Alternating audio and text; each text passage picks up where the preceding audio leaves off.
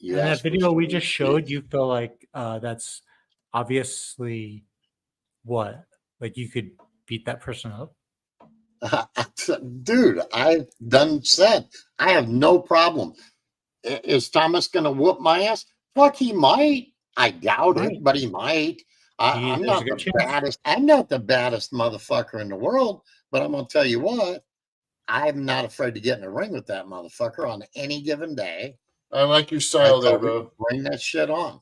You know, I mean, I think everybody in this fucking world has probably lost a battle or two in their day. But yeah, Not since I was 13. Well, me Well- also, not since I was a teenager. You're damn right. Well, I You're don't damn think that right. Thomas is like internationally ranked or anything, but I know that he's trained in judo and Krav Maga. Jesse's a Few black of belt these in Lark skills- McGarp. Look up the Gracie Jiu-Jitsu Academy in South Bend, Whoa. Indiana. Go ahead. What do you you train there? Just research that shit. You know these Dude, people? I had plenty of training in my days. My fucking daughter would whoop Thomas Schoenberger's ass. And she's Wow. 23 years old. And I promise you, she would fucking put a ass whooping on him he'd never forget.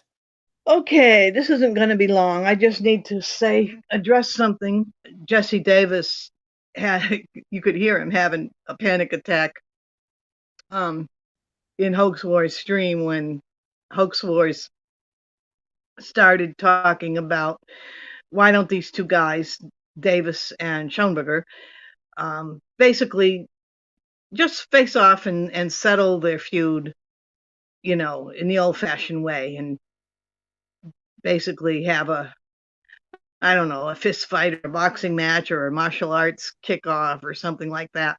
Because both men have made that kind of challenge, not necessarily to each other that I recall, but I know that is a kind of challenge that Thomas Schoenberger has made occasionally, sometimes sarcastically. But anyway, there's this question of health and the accusations of lying.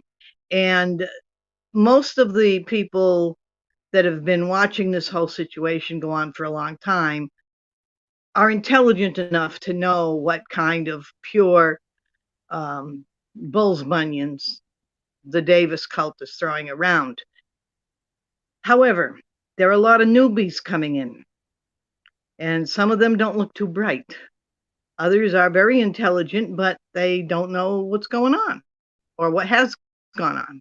Once you have been trained, as he was in his youth, very well trained in the martial arts, it doesn't matter what that happened to your body. You can get completely out of shape, but the memory is still in your body of how to do those exercises. And all you have to do is get your body back to reasonable weight, reasonable health, under reasonable control.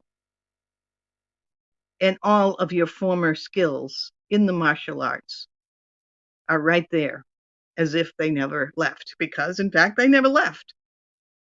This is true of everybody.